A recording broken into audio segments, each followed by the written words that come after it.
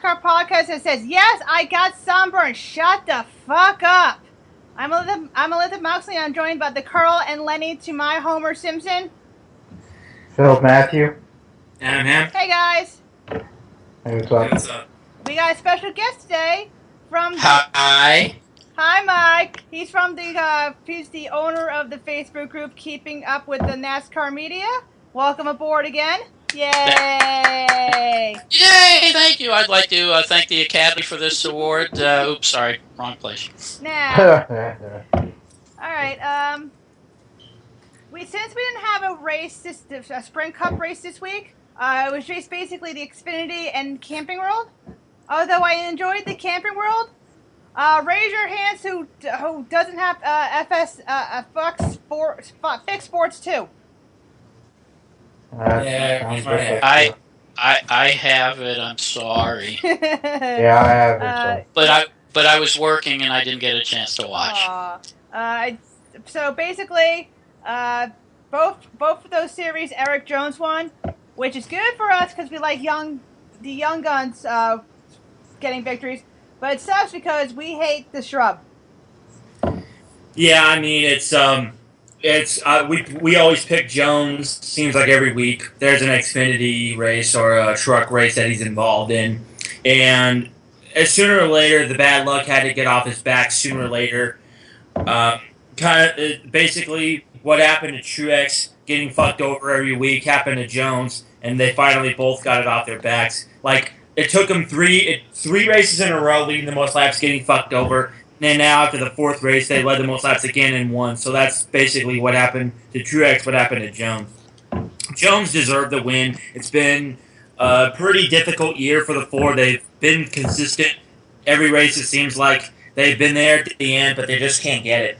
I was hoping that a caution wouldn't come out because the fastest truck on the racetrack in Iowa during the last 20 laps or so was Crafton. You figured Crafton would have caught up to the 4 if there was another caution, because 33 had Brandon Jones, who ironically the first top 2 were both named Jones, and no, they're not related. I personally thought that. Well, not really. I mean, honestly, Brandon Jones in that 33 truck. That's another guy I want to give an attaboy to. He proved that in a lower funded truck, it could still run with the big boys. So good on him. But I really thought that Crafton was going to be the star of the show, like he is every week. I'm okay with Crafton. I'm a Crafton fan. I've been a fan ever since ThorSport was in Chevys before they switched to Toyota. So that's going way back. But the last 20 laps or so, I was really hoping for no caution because every time it seems like Jones leads the most laps and almost wins, a caution comes out and he gets fucked out of it. So luckily, the last 2 laps, I was like, okay, if he can just get crossed past the white flag, he can do it and win it. And he did. So, yeah, like Liz says, as much as we love Jones and we're pulling for him, we hate the guy he drives for, which is Kyle Busch, a.k.a. Pee Wee Herman, a.k.a. Cryle, a.k.a. Little Bitch Boy. So many other nicknames we could come up for Kyle. But case in point, I'm just happy for Jones as a driver. And I've never really looked at the owner aspects of these things. When I'm supporting a driver, I don't support the team. I just support the driver itself. I mean, it's basically why I still support Kenseth, even though he left from Roush to Gibbs, and Edwards going from Roush to Gibbs, etc., etc. But I want to give another attaboy to Christopher Bell, who came home in 5th, driving for Kyle. That 51 truck was another underdog that needed to be looked at. First truck start driving for Kyle. The 51 truck finally had a good run, and it wasn't driven by lawnmower. It actually did good for once instead of just getting lucky. Peter's finishing 6th after his shitty year so far. It was definitely needed for sure. Gallagher coming home 7th after finishing 2nd last week in Gateway. That 23 truck's getting there. They're finding their speed and they're starting to become front runners, it seems like. Hammer getting 8th after getting 9th the last couple of weeks. Good on him. I picked him as a dark horse to win, but you can't always want. Accutane Ace coming home in 9th. Really thought that the 00 would have finished in the top 5, but who really cares? John Rex Townley in 10th. I mean, that 05 truck, ironically, even though it hasn't wrecked in the last couple of weeks, I guarantee the next truck race he's in, he'll wreck. The guy I'm really surprised about that didn't get the finish I thought he would have was John Hunter. I mean, he started on the front row. Think he would have been up leading laps and may have won if he didn't get wrecked in the last 20 laps or so. And I was pissed that he wrecked because out of all the drivers that deserves a good finish like that, and being a young kid, it's John Hunter. But the good thing is he's in the A truck for the rest of the season, and hopefully they can find a good time, full time sponsor for the 8, and hopefully get to victory lane one of these days.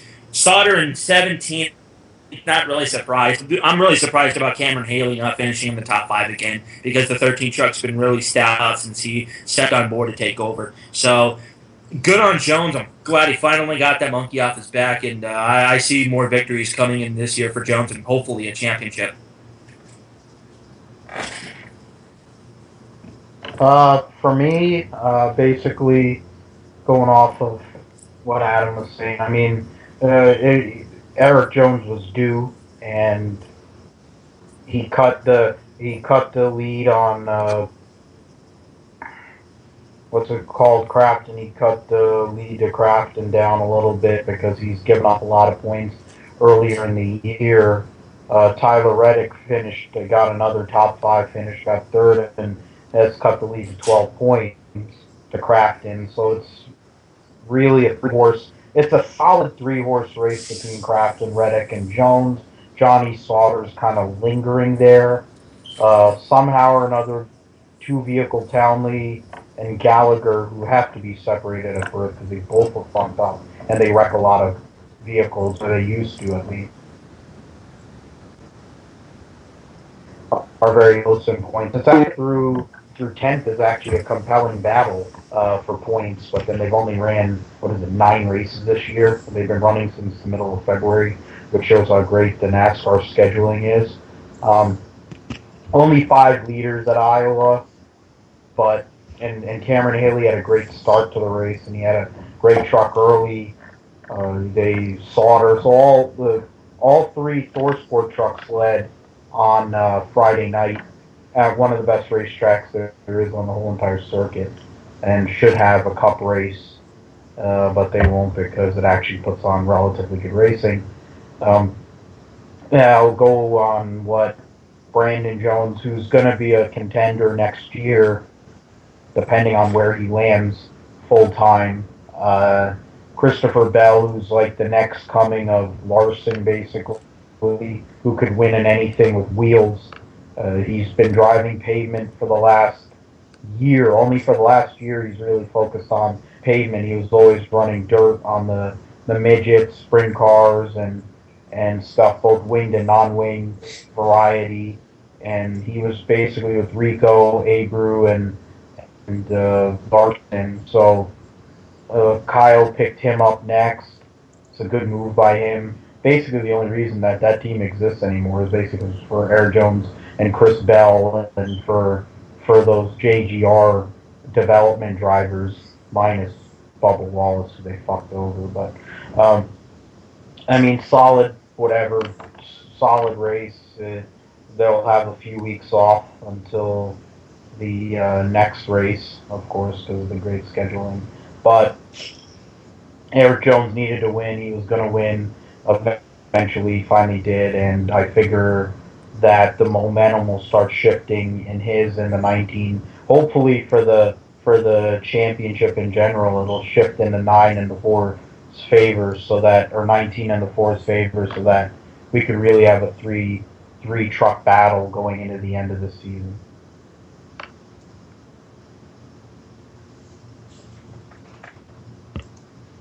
Hello? Hello. I'm going to reserve any comments on the truck race because I didn't see that either. I was working, so I'll leave it to you. You two already have pretty much run down everything, so I'll leave it alone. All right. I didn't see Xfinity, so again, Eric Jones won. There's really nothing to talk about because we don't have Fox Sports 2, and it's just... Well, I mean, I don't have Fox Sports 2 either, but I've looked at the race highlights. It was basically a repeat of Iowa for Jones. Led the most laps again, won again. This time driving in the 54, which won with Cryle last week at Michigan. Regardless of where Jones runs, whether if it's in trucks or Xfinity, he's always there. The guy I think I picked him. I keep forgetting. I had Ryan Blaney coming home second. The 22 car really didn't qualify where it normally qualifies, which is outside the top 20. A guy I was really surprised about that I picked as a dark horse to win on Saturday was Ross Kenseth. I figured not because he's Matt Kenseth's kid, but because he's already won already in ARCA driving for Ken Schrader at Michigan about a week or so ago. I figured that in the future we'll see Ross Kenseth basically do what his dad did, come up from Xfinity and make his way to Cup and then win a shit ton of races. Another good run for Buescher in fifth. I forget who one of us picked him to win as a main favorite to win on Saturday. I'm really surprised about Brendan Gaughan coming home in fourth. He is deserving of a top five because of the off and on year he's had. A win might be coming if he gets lucky enough, but I don't see it. Taco Bell coming home in seventh. Who the fuck cares? I mean, he's just there just for publicity. He's basically the Mexican version of Danica. I mean, he's not that bad of a driver, but he's only here because of he's trying to publicity. Who? What? I said, Ricardo. You know. Oh, Ricardo. That's a good one. Oh, nice. But it never beat Richard. Oh, Richard. But I'm really surprised about Scott finishing eighth. You figured he would have finished outside the top 10. But, I mean, eighth is better than nothing. Ty Dillon in ninth. Who the fuck cares? Bubba in 10th where he started. Eventually, Bubba's got to win, and he's going to win. I don't know where, but it's going to be when he wins, the floodgates will open, and Roush will actually look like a championship contending team with the 6 again. It's been forever since the 6 had actually had some kind of luck in this series. I mean, it ran only part-time with David Reagan back in the day, and with Richard when Richard won the championships in 2011 and 2012. But ever since then, it's just been kind of there. Trevor Bayne drove it for a while, then they retired it, and now they brought it back, and Bubba's doing good with it. So I figure Bubba's got to win. Sadler starting third, I was really surprised about that, but finishing 11th, that's not what I'm surprised about. He always finishes outside the top 10. Smith finishing 13th, another surprise along with Chase. I mean, eventually, the 7 and the 9, they've got to win, and it's been almost a year since Chase has won a race. Ironically, the last place he won was at Chicago. So I think the 9's going to win in a couple weeks, maybe a month, but it'll happen soon. Ben Rhodes driving for Goonier, 21st. I was surprised about that after his good run at Iowa back earlier, about a month or so ago. I figured the 88, when you put Ben Rhodes in the 88 or whatever car you decide to put him in, he'll win races, and he'll probably be a champion if he gets there, because that kid's a good one. I mean, along with Brendan Poole, who finished 17th, that's someone that I'm surprised about seeing outside. But it seems like every time we pick Brendan Poole, he seems to do shitty, so maybe we should lay off that for a while. But good on Jones, he deserves it. Maybe hopefully this is a wake-up call to JGR to hire him and put him in the driver's seat full time in that 54 car in 2016. Yeah, I mean, for me, looking at it, it's a typical cookie cutter event. Only 4 drivers who led more than 18 laps. Jones, Blaney, Dillon, and Regan Smith, which is surprising because he usually is pretty crappy. Chase Elliott's kind of lackluster season continues. He finished 14th. I think strategy worked out that way because there was a time during they fucked up and closed the pits and basically left 2/3 of the field hung out to dry, and they had to it was some screw up, typical NASCAR screw up, and they had to clean it up. And that was a typical mess. And then you had those three animal fuckers all in the booth, and that was just a mess. I'm glad I didn't really watch it on TV. I heard it on the radio early in the race, and then late because I had to drop my cousin off at the airport. But Eric Jones got a good restart in the final restart. Blaney had older tires, and couldn't hold them off basically after a couple of laps.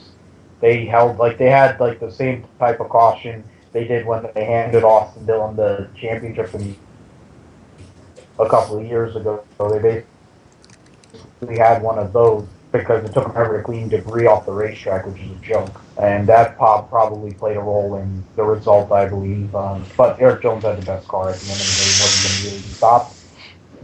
As long as Austin Dillon didn't win, it's good for the world. Ross Kenseth started second, finished sixth, and he had new tires at the end, but because of that long caution, he never really had it. And a kind of a slow restart, he didn't really have a chance to make him play. Gone, who's had a pretty good season this year. I mean, he was doing well earlier. I guess now he's fallen back to ninth in points, but he'll probably win a race some point because he won 2 last year. They're going to be off this week instead of going to Road America for some reason. But I give props to Ross Kenseth. It was a really good job by him.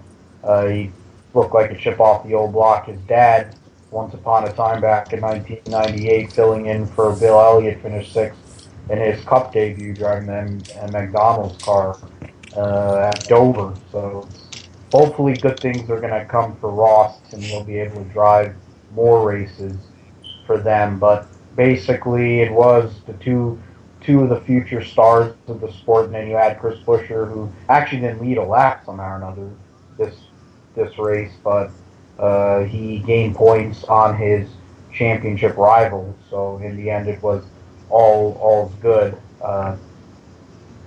Buescher just basically lining up to win a championship and go and take over for Earl Richard or somebody at Roush Racing, because that place is a disaster area. It's, whatever. This race was just typical lame cookie cutter Xfinity. They don't have enough horsepower kind of deal, and we'll see what happens in a couple of weeks at Daytona when they go on NBC for the first time in a while. The good thing about this race, if you look down the starting grid, only one Cup regular. Even though he did start on the pole and finish third, but just one, you don't have the usual bushwhackers through there. And I still think, I don't know, maybe it's just me, I think Ty's a better driver than his brother is. I agree. That's pretty true, frankly. Justin doesn't have the results. Yeah. And that screw up, I read about that. Yeah.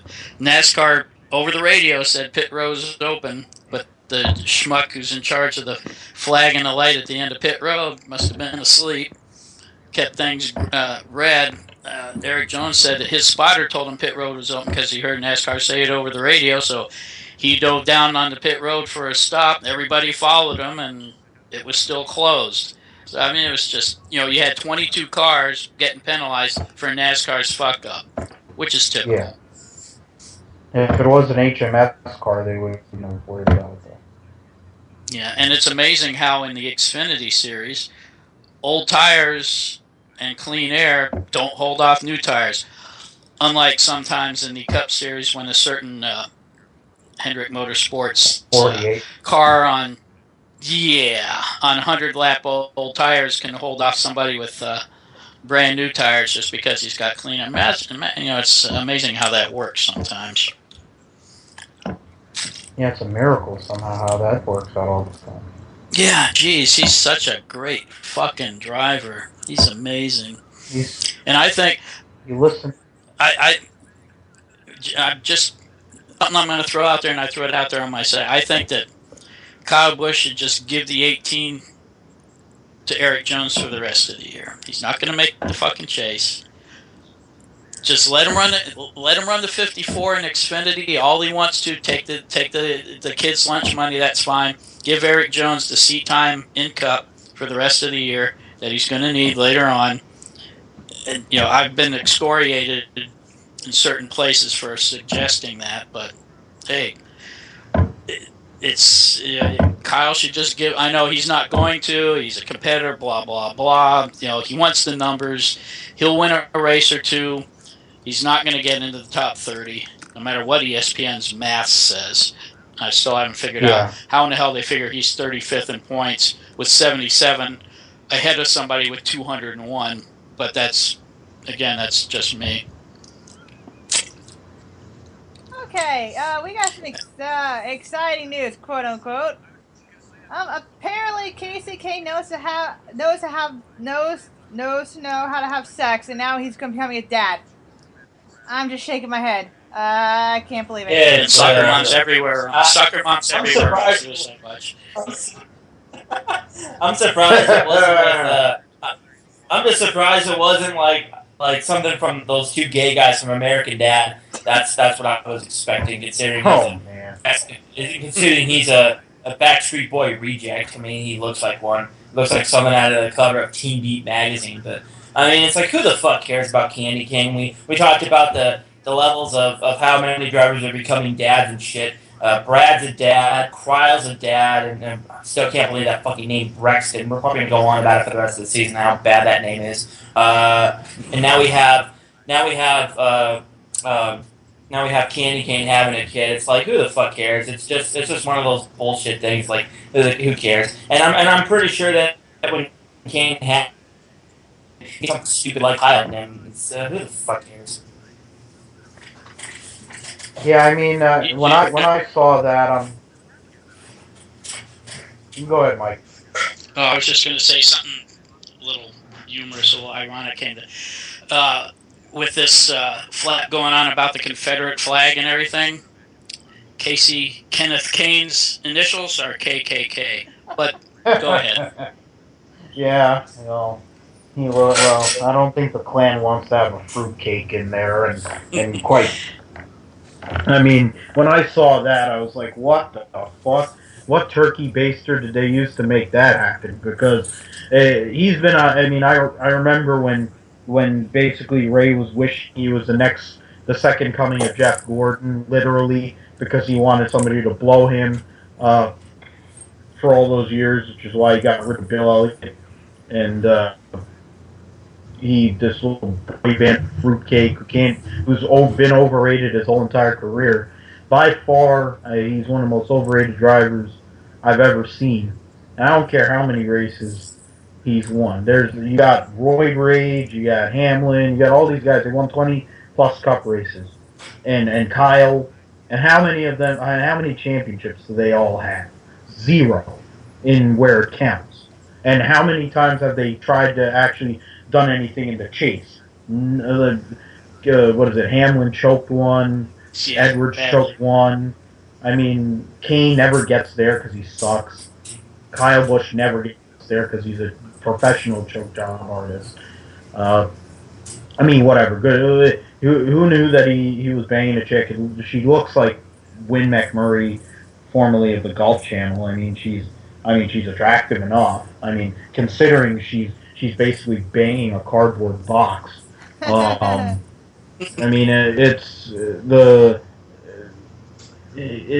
like, I guess he figured he had to keep up because Junebug went and got engaged. He was like, I got to get some news, so I have to go and he made all those 12 to 17-year-olds that are his fans or whatever age they are now, because they're probably in their 20s and they're probably depressed as hell. They're all crying themselves to sleep because Kandy Kane's off market. Like, who the fuck cares? Like, it's just a joke. Diane made it tell me. What are you gonna say, Phil? That's it. Diane Pountermoller from Mike's group made an interesting point. Don't these drivers know about condoms? Yeah, it's going to cost Kane a lot more money to get rid of her now than it would have been before she got knocked up. And you said thousands of soccer moms are on suicide watch. Thousands of soccer moms are on suicide watch now. He's and Diane respond, personally, I never saw anything to like about him. I wonder if he'll freak out if she breastfeeds. Then, like, Steven goes, or he will run out of the delivery room yelling, no moss, no moss. Yeah, maybe she'll breastfeed on top of the pit box during the race. Now that might be decent. We need Larry Mack to analyze that. That'd be pretty good. He probably analyzed that to the nth degree. Yeah, I wonder if it's a Sunoco breast milk. Those some Goodyear got some Goodyear tires up there. Got to get some 2 Goodyear tires. All right. Well, apparently the France family is going to take over Laguna Seca. No. Sake. Yeah, well, I read about the Laguna Seca news on JSki and on various NASCAR pages.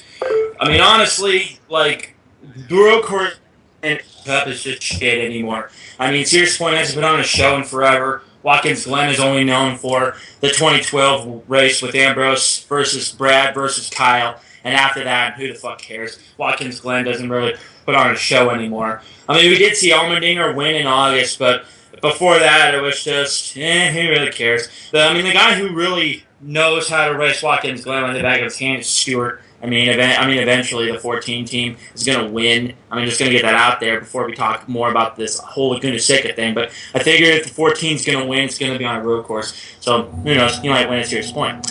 Anyway, about Laguna Seca, the France family is going to try to take over Laguna Seca, but they're going to try to take it over, but because of that, they won't let NASCAR race there. And I'm just like, well, what's the point of you buying out Laguna Seca if you're not going to allow NASCAR racing there? It says, oh well, the racing the format of the track really doesn't work, and it's just like, well, okay, but why the fuck are you going to take it over? If you don't plan any NASCAR races there, what's the fucking point of buying it? That's just the thing I never really understood with this whole Laguna Seca shit. Laguna Seca's put on some great road racing back in the day with Indy cars back in the early 90s, and they still put on some great racing today. I figure, when the hell is NASCAR going to race there? Because, we need some good road course racing. Riverside's gone. Now all we're stuck with is Sears Point and Watkins Glen. The only compelling road courses that are not even in Cup. They're at Road America and at Mid-Ohio, and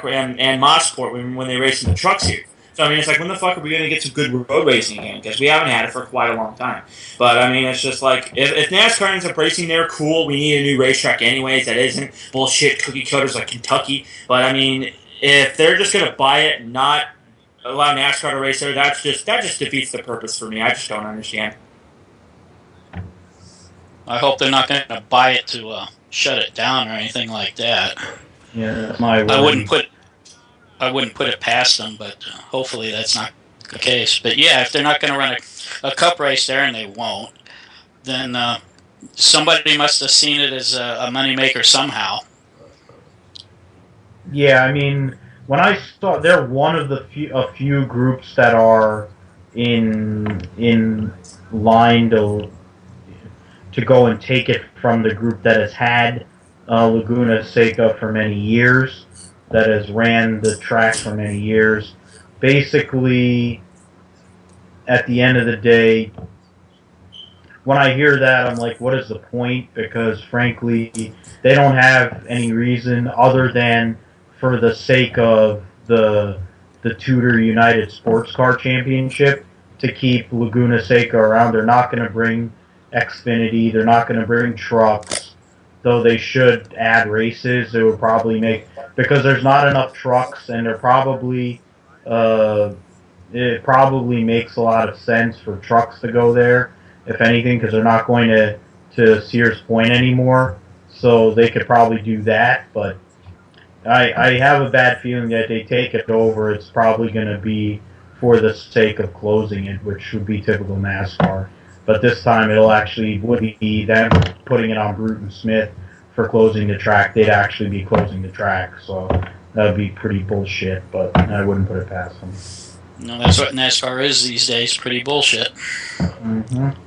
Well, up at the top, the boys at the top. The Stooges.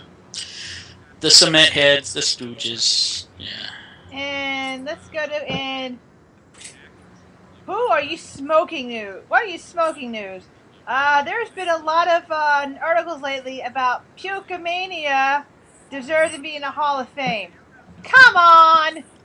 Stop. No. Please Now, stop. this is one of the best parts I love about this show is that every week we always find some reason to rant on about how much Pukamania is a joke.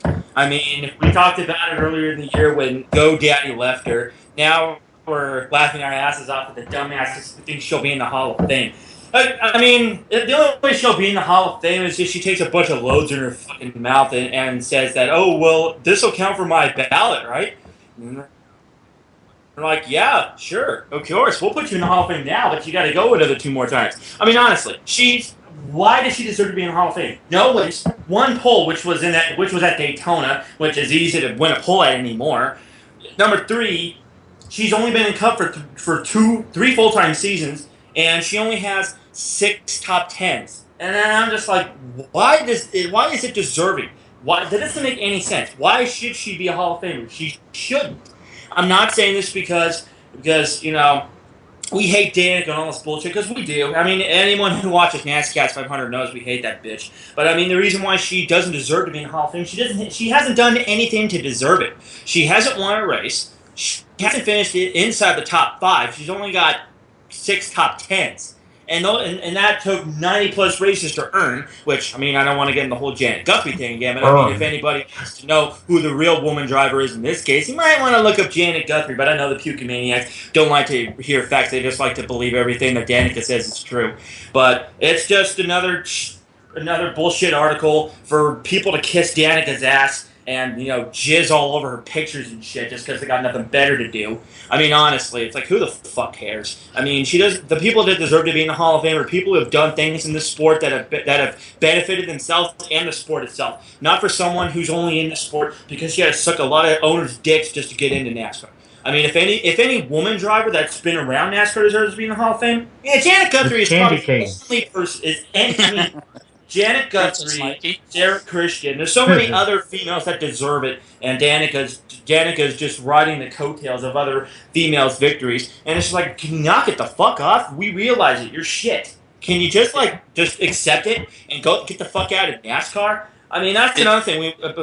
Since we're talking about Pukemania, might as well talk about the rumors that she's going to Haas's F1 team in 2016, which we all know it's not going to happen. But, I mean, even if she does, she's probably going to fail worse in F1 than she's ever done in NASCAR and IndyCar combined. I guarantee every race she's in, I don't watch F1. She won't even qualify for the super license.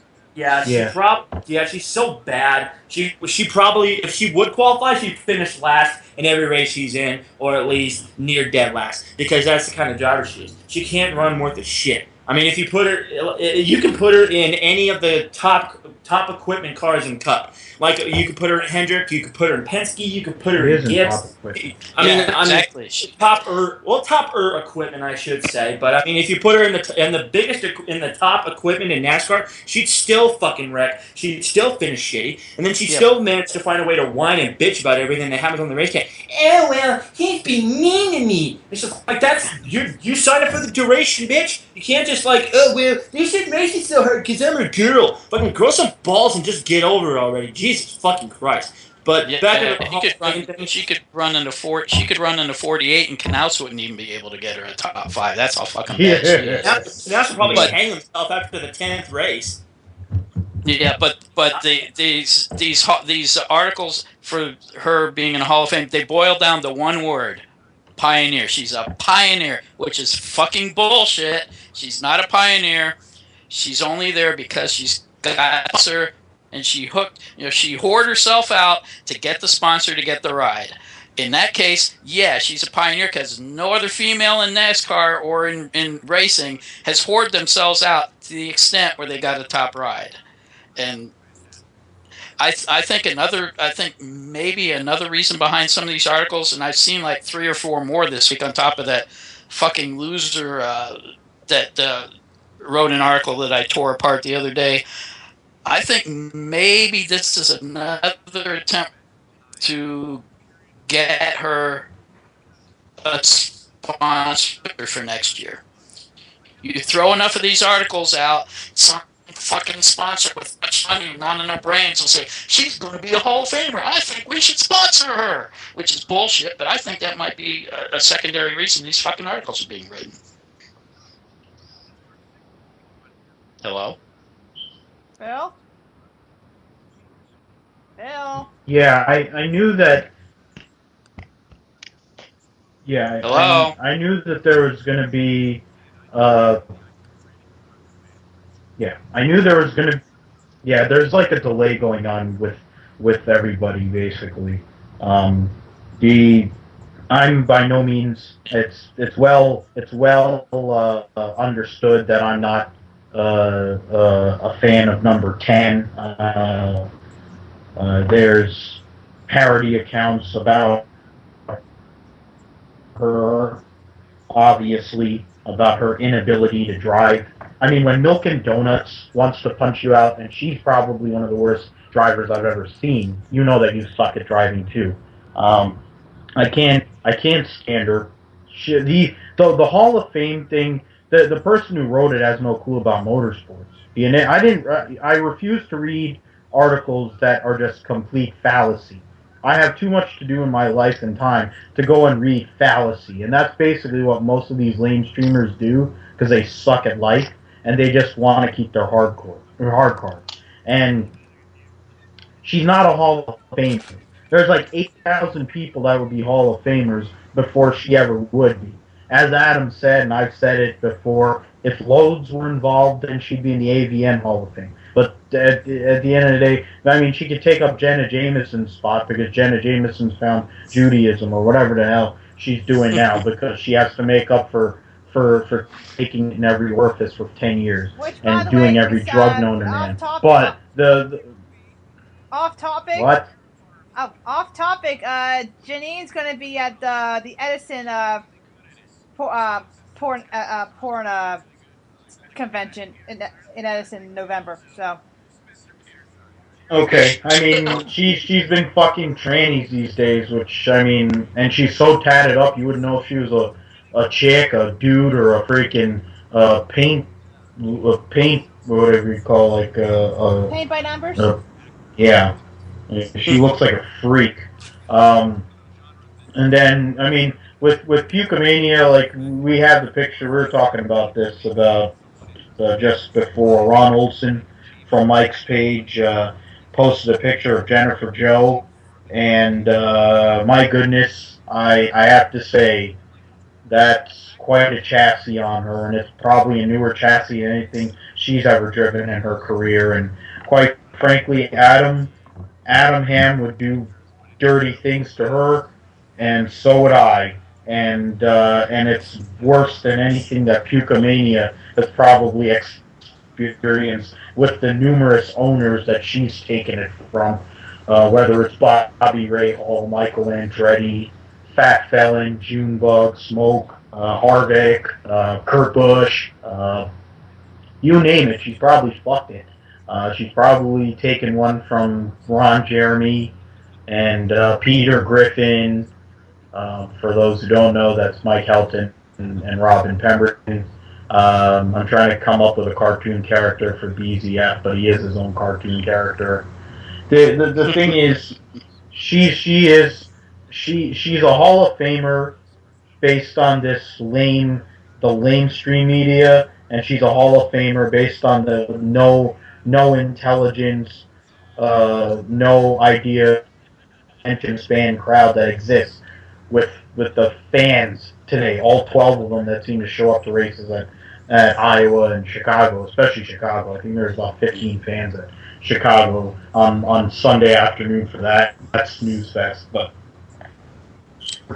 The only way that Danica makes it into the NASCAR Hall of Fame is if she buys a ticket and takes a tour. I say she'll make it in the Hall of Fame if they run out of every single person they have to put in there. I mean, she should make it. She should make it as a secretary because she takes loads like one, just like Anne France. I mean, she should probably just go and do that. She takes dictation. Oh yeah. I mean, it's just ridiculous how we have to constantly be bombarded with like bullshit articles about her, the 88, the 5. Like there's this common theme, and Mike said this, or Jules said this about another post about Durwood when he found Jesus, and it's like all of them have some connection to the fat felon, and they all seem to get covered constantly as though they're the greatest things ever, and none of them are that good. But they run for the fat felon, so they get promoted. That's basically what it is. So yeah, she'll. Oh yeah, she's going to the Hall of Fame. She'll be right next to Janine and Jenna in that Hall of Fame. Okay. One more news story before we go to the Sears Point. Guys, want to talk about the Confederate flag controversy?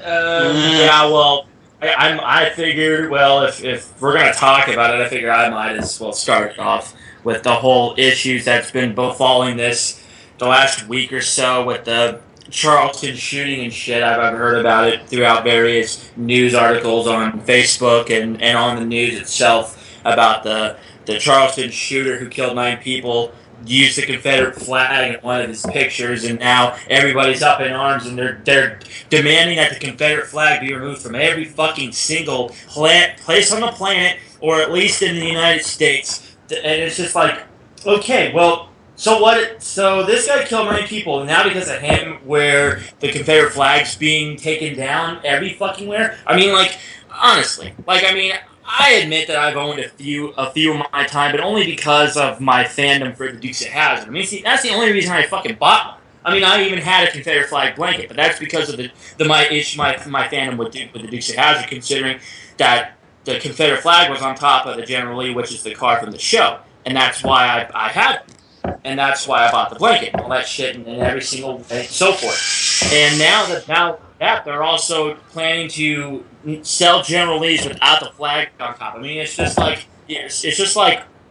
I don't understand it. How one dickhead is the reason why it should be taken down from everywhere there is to go. I mean, like, there's been plenty of people who have had worse things in their pictures and they didn't get taken down, but now because one sick fuck has it in his picture before he goes out and kills 9 people, now suddenly that's the end of people owning the Confederate flag, and now it's basically like taboo if you own one. I mean, I honestly don't understand this whole issue. I mean, yeah, it sucks that 9 people died and this guy's a piece of shit, but that shouldn't be an excuse for people to be all PC and get rid of the flag just because they don't agree with it. And the NASCAR fans are up in arms about it. They're pissed that a lot of the times the flag doesn't represent hate. It represents the Southern people and their culture and their heritage.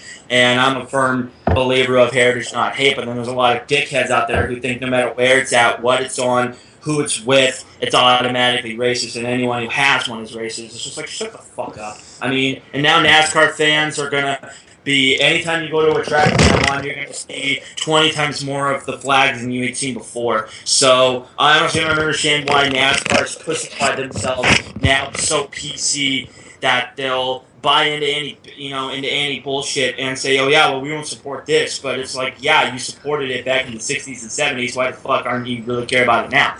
And I guess they're trying to veer away from people saying that NASCAR is just a sport for rednecks. I mean, that's a lot of dumbasses still say it to this day, even if the flag wasn't around. Oh, look at all they're doing is just going around and around, going in circles. It's so fun. Yeah. Tell me how baseball is more fun than NASCAR. Tell me how football is more compelling than motorsports. I mean, I hate getting into arguments with these dickheads who have no idea what NASCAR is really all about. I mean, if you want to talk about the NASCAR when it was still NASCAR, now it's just a joke. But I mean, I still don't understand the whole flag issue. But I'm just pissed that that NASCAR is pussifying themselves to make themselves seem really PC just to join the crowd, so they don't get any flack for it. But whatever, NASCAR will do NASCAR does what it does anyway. I mean, they don't give a fuck about the fans; they don't care about themselves. So whatever with this.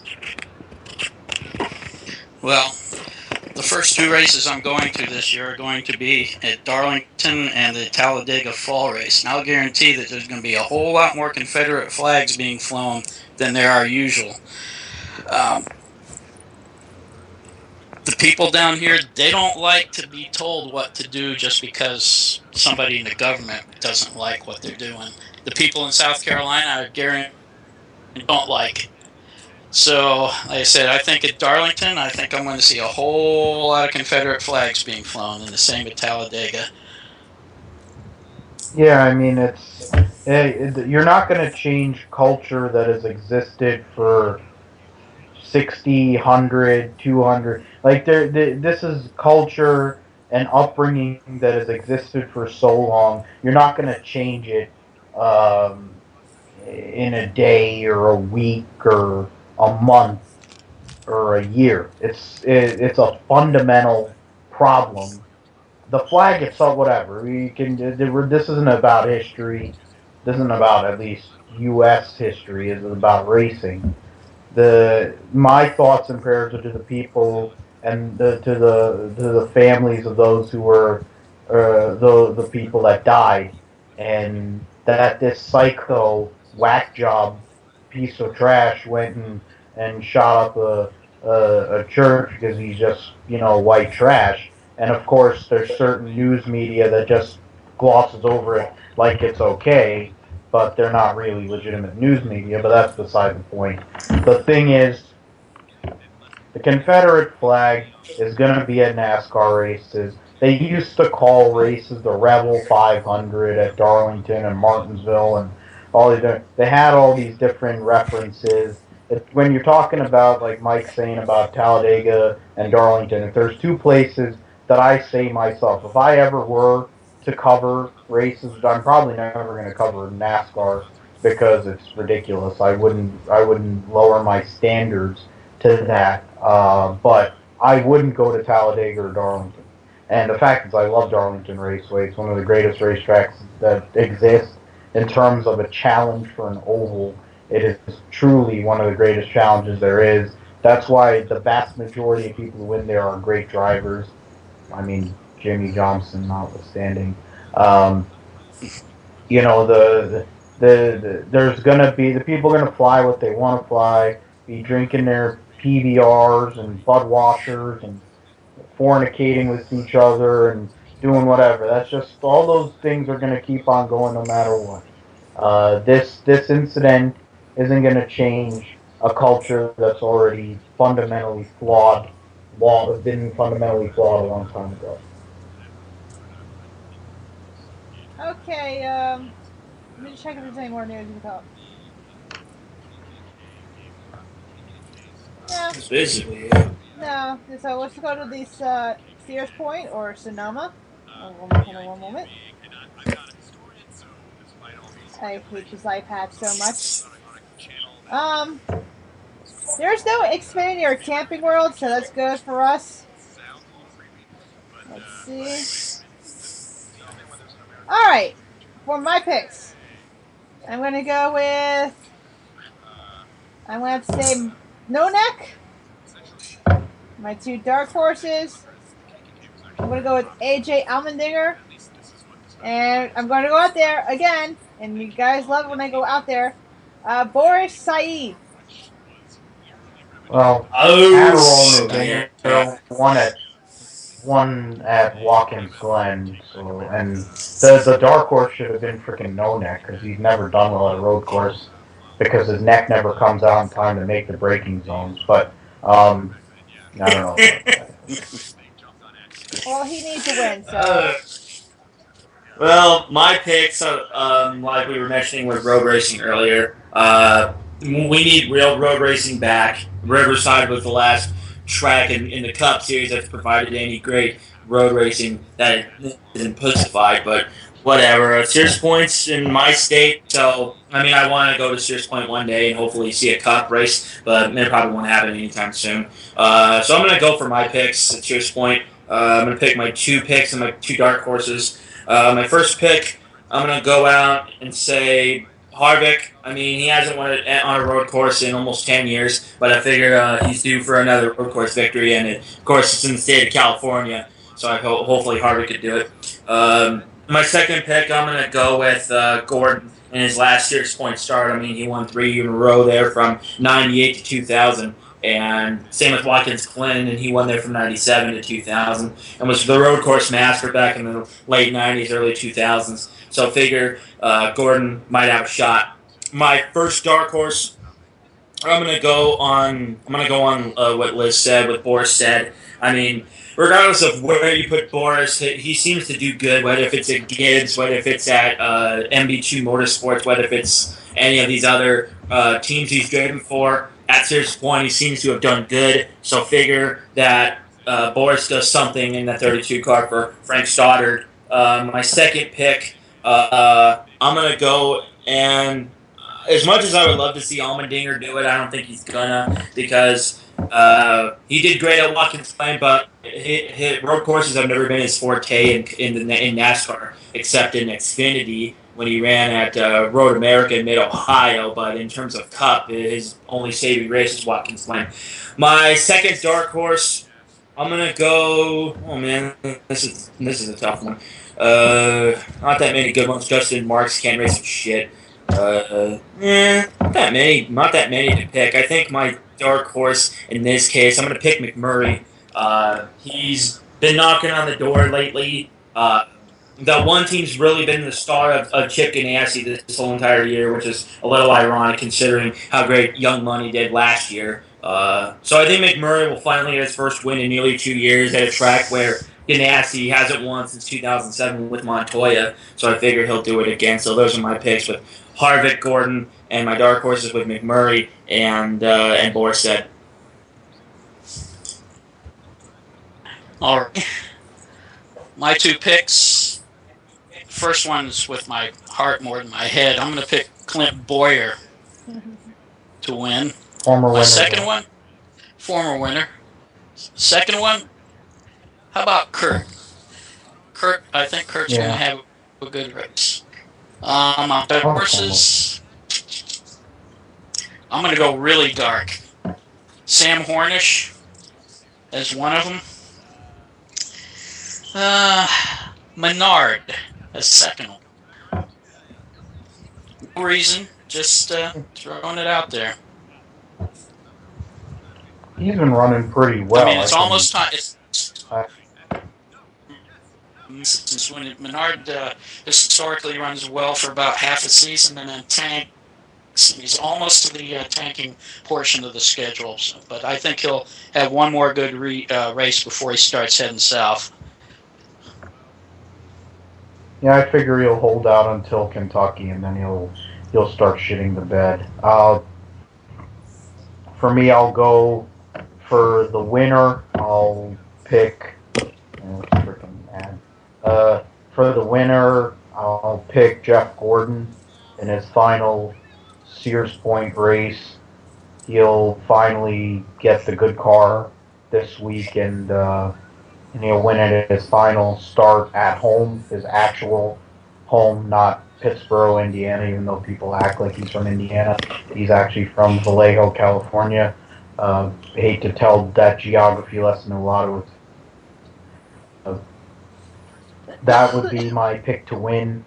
In terms of some of the picks that came earlier from the rest of the hosts, it makes sense in terms of, like a McMurray who has qualified on pole multiple times there. The Kurt and Clint who have both won there. I mean, Clint has not really had much of going for him. I'm kind of hoping that EFI gets fed up and he goes and takes his sponsorship and goes to the Stewart Haas Racing. But that's just my hope. Anywhere would be better than Princess Mikey. Yeah. Princess Mikey's a counter cohort, freaking Pukemania, Miss Hummer herself. In terms of dark horses, I'm just picking the one winner.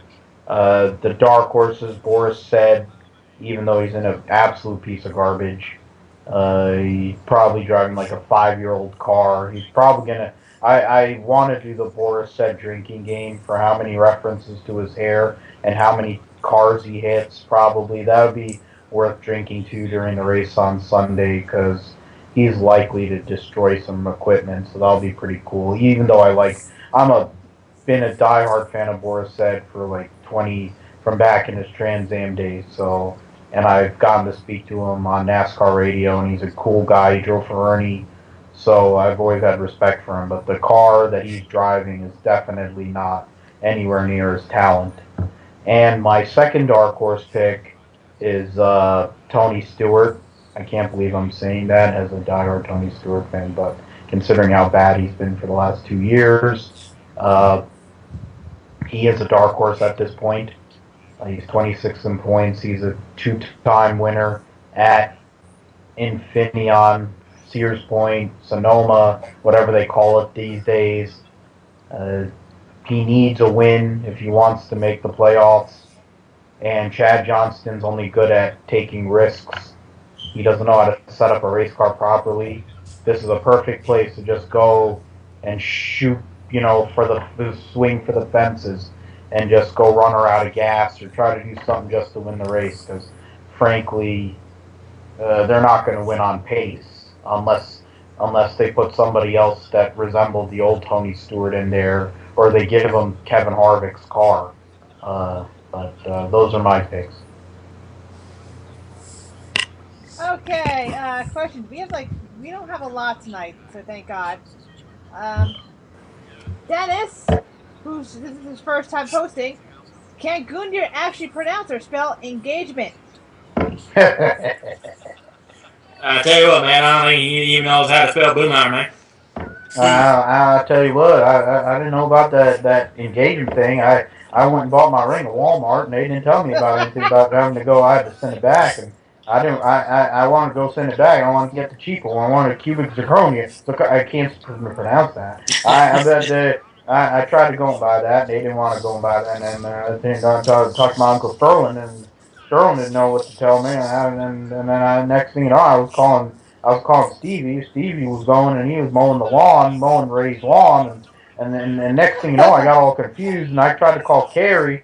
Carrie was driving up in England and getting all sideways and stuff with Daddy's car, and Kelly, she don't know nothing about weddings or relationships. She's been married about 5 times, and I was like, I didn't really know what to do, so I asked Daddy Rick, and he went and said, and he said just go and buy the most expensive ring, just like that, just in that accent. And so I just bought the most expensive ring, and by golly, she said yes. And now I'm gonna be a happy boy. I'm gonna be making some babies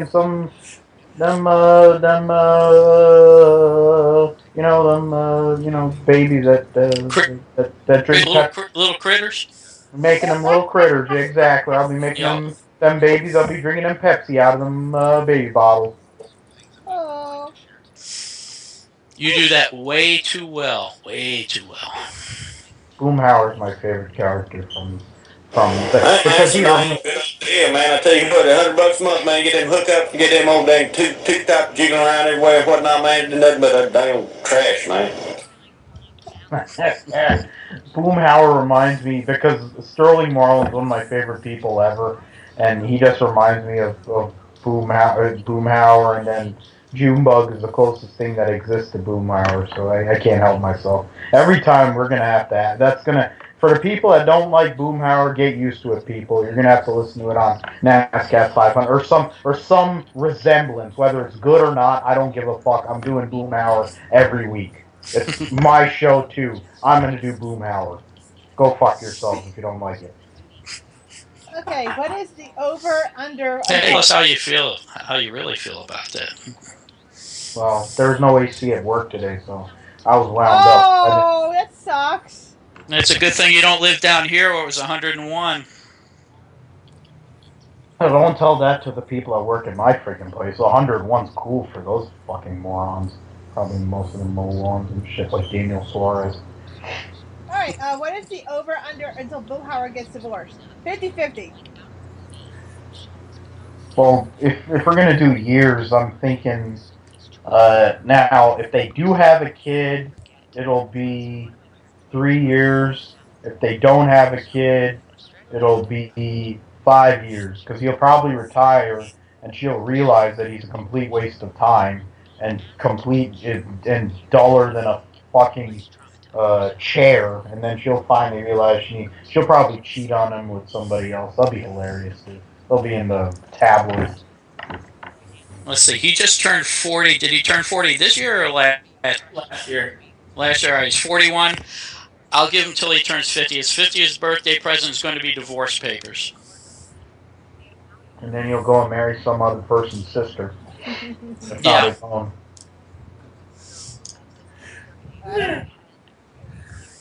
With the recent candidate of Miss Hummer in a bathing suit, did Adam feel compelled to? No. Nope, that is a disservice to my nutsack. No. If I'm gonna do anything like that, it's obviously Jennifer Jo Cobb, aka my future wife, aka Big Judge Stu. I knew the answer. I'm serious though. I mean, Puka Mania, she is the most unattractive NASCAR female driver we've ever seen. I mean, we were going again about Jennifer Jo's picture that one of the buddies on keeping an eye on the NASCAR media, Michael's page. Yeah, that guy Ronald. I mean, he posted that picture, and I about just died. And I was like, I'm just gonna put this over the side for a little bit, so you guys might need to give me some time. But I mean, it's obvious she's obviously the better looking female. I mean, even Johanna Long is a better looking driver than that tomboy. I mean, Jesus Christ. I mean, anybody who jerks off to her pictures are probably 12-year-old prepubescent boys who listen to Nickelback. Jesus Christ. And Richard. Richard. Hey, guess what? Nickelback is not touring right now because poor Chad Kroger has a vocal cords are smashed. Yay! Look at how much I don't care. Because what? Because Avril Lavigne stepped on his nuts before she left? Like, what the hell is his problem? I mean, it's not like he's done anything worthwhile in like a decade. I mean, that picture they had on Mike's page, that was as disturbing as could be. I mean, that made Caitlyn Jenner and that intersex chick that had sex with Michael Phelps look moderately attractive. That's how unattractive that picture was. I mean, her boobs were off to the side. There was like nothing there. She was basically a washboard with a head, and I'm like, this is disgusting. And it's like I will fully admit I had no problem with her when she was in that FHM ad, but they hid the fact that she had nothing going on. They put her in some good outfits, and that was back, 10, 11 years ago, and I was still coming out of high school, and I was I had a different preference for women back then. Now I like them thick. I like them with some curves. I like a lot going on, and that's what Jennifer Jo's got going on. I was cropping. There's no way I can crop that picture to make that look any better. I was trying to crop that pale piece of trash that was sitting over there on the side. I was trying to crop that out. I need to get the high-tech stuff to get that so I can get a full version of Jennifer Jo. But my goodness, that just reminded me. She looks like Deborah McMichael from back in the day when, like a WWE reference. But oh man. Then Jerry Waller. We're on a new network with WWE type wrestling discussion, but at least they support us. So. Okay, which faux female talent takes more loads and asks worse questions? Fake Trotta, Mincy, Holly Saunders, or Jamie Little? I'm not even going to touch that with a 10-foot pole. Oh God. Okay, so I'm gonna try to answer this. It's obviously Daniel Trotta. I mean, Jamie Little's obviously taken a few loads in her ass in her time, which I wouldn't mind saying. But it's like if she didn't have to really suck her way to the top, like Trotta did. I mean, I forget which episode we did. It was one of our earlier episodes here on NASCAST, and Liz mistook. What's her case? Trotta for Alexis Texas, and basically that was the episode. Havoc 316 said judges whipped your ass. Oh, so that was our last episode of last year, basically. But yeah, I mean, honestly, it's obviously Trotta. I mean, Vincy looks like she's been in a bukkake party or two, not as much as Pukamania. Holly Saunders, I don't know who the fuck that bitch is. She works for golf. She was working the golf for Fox Sports last week. That ridiculous coverage, but anyway. Yeah, for Jamie, I mean, she probably had to do it, had to take some loads to get into ESPN, but I figure this job just comes natural with her, considering she's adult. She's hot, but she's adult. I mean, I say this every week we talk about Jamie Little. I think she's an okay pit reporter, but there's a lot of times when she's just clueless, she has no idea what's going on. She's kind of like a deer in headlights sometimes. So I mean, but to answer Phil questions, it's obviously Trotta because I mean, holy shit, she's hot, but my god, she does not deserve. She doesn't even belong in NASCAR. She probably would be better if she started covering like rally cross racing or some shit. That'd probably be more up her alley than NASCAR. She seems like she's kind of like I wouldn't say inarticulate, but she's just kind of there. She's just like a background image, not really a person. I guess I don't know. I'm kind of running in circles. Hey, they need a Rachel She Maddow of fit the freaking NASCAR. rally. Me. I'm the Rachel Maddow of NASCAR. They need to hire me. Well, we all know that's not going to happen because you have to be biased and love Jimmy Johnson and Danica Patrick, and we all know that's not going to happen. Don't ruin my fantasy. Or Junebug. Don't ruin my fantasy, Adam, being the Rachel Maddow of NASCAR. One day I will be the Rachel Maddow of NASCAR. Richard. All right. Oh, Richard 17. Danica's back to us. Okay. In terms of that, I mean, Fake Bake. She's just. I mean, I didn't have any problem with her, but her color changes weekly, so you don't know what. Like she's trying to be the Rachel Doziel of NASCAR, trying to go and change her race every single week with how much fake baking she does, and then she doesn't have a clue. She just reads off a prompter, doesn't know what the hell she's talking about. Vinci replaced. They took Ray Dunlap out of the truck pits. Mr. Camping World Truck Series out of the truck pit so they could give her the pit road job. And it's like, why? Like, what the hell? What is her credentials to take that job over? She's like that Bernadette Santa Cola, who's like a wannabe Samantha Bush with just more lips and more makeup. Like, they're just useless people. Hire somebody that has a clue. That'll actually ask a question of value. Amy Little just Me. Yeah, well, they're not gonna. We already know what's gonna happen with that, and it's the same way as me getting a hard card. It's not happening, unfortunately. We could get there somehow, some way, but it's not going to be where we really should be. Little had, she was terrible. She was just some snow bunny at the X Games. She was just some sideshow thing for them to all the motorcycle guys when they finish doing their jumps and shit to go and blow a load on. And then she goes and calls IndyCar racing, which is not really worthwhile. Nobody wants except me, I guess. I'm the idiot that watched IRL. There's probably like a million people that watched IRL as well as a million people. And she called that and didn't have a clue. Then they put her on NASCAR, and she's relatively attractive, and I guess she's a MILF. Of the whole group, she's the only MILF. But she doesn't know what the hell she's talking about. She really has no business there. She doesn't add anything to the Fox broadcast, which makes sense because most of the broads that Fox hires for any of their entities don't have a clue, unless their name is Megan Kelly. In terms of Holly Saunders, I mean, she has big fake bolt-ons and tons. She wears as much makeup as the freaking Kardashians.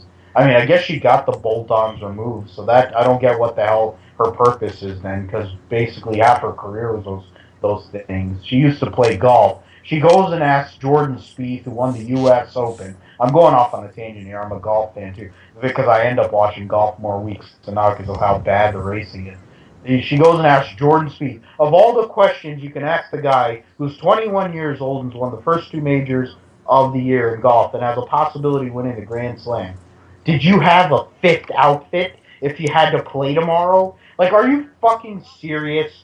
What kind of journalism is that? You had all the time in the world, and that's the question you ask? Who the fuck cares what Jordan Spieth is wearing? He just won the U.S. Open, you dumb whore. Go back and take fucking Eric Casillas' loads, and then go and wait for him to go cheat on you the way he cheats on every one of his other women. Like, what the fuck kind of question is this? That's the kind of bullshit journalism that shows why a guy like me can't get anywhere in the business. I actually know what I'm talking about. But some low swallower like her can go and get to being a sideline reporter or whatever the hell they call them. All right. When will NASCAST 500 do a live call-in show? Whenever our work schedules give us some free time. I work Fridays 4 to 8 at this restaurant. Okay. All right. Well, Elizabeth's love for won't happen anytime soon. yeah. Well, Elizabeth's love of Red Robin's unlimited steak fries keep her from participating Wednesday. Seriously? See, I had to go because you made that reference. You made that on your page, and I had to go and come in for Nate and thoughts and prayers to Nate and his wife. Nate is doing better now. His wife is in recovery. So, to at least to one of our biggest supporters, one of my good friends, I had to go and pull a Nate question. That's probably the one Nate question of the week that we could have had. It was actually a takeout order. I didn't get any fries, but I did get a free sandwich with my rewards card. So it was actually a pretty good sandwich. All right. Can a GoFundMe campaign be started so the host of NASCAST can be on pit road during MW555's grid walk so we can trip him or give him a dead shot? I was so down for that. Yeah, we really need to do something. Mongo like it deserves it, that's for sure. Well, I would just. What are you gonna say, Phil? I would chair shot that freaking queen back into his freaking homo room. Well, I think if we do a GoFundMe campaign, we would raise nothing. Look at Chuck's GoFundMe page only raised $70, and he will admit his fundraising's not that great either. Which, by the way, GoFundMe.com/SaveRacing is his fundraiser page. Please donate. Yeah, and I donated $25. I donated $20. All right. Are these questions ever answered? Of course, if you listen to our podcast, you dumb bitch. No, he's a supporter. You really shouldn't be trolling one of the only people that really actually care. At this point, we're not at that point. We need to get to about 200 people before we can start trolling. We're up to 138, man. We only have 62 to go. All right. Alrighty, folks. We are proud members of the Nerdport Network. There's, I think, 4 shows. An Independent Point of View. The Wrestling Debate. There's my show, 30 Divas, which will be airing tomorrow live at 7 o'clock. And also The Blind Side. We're on Twitter at NASCAST500.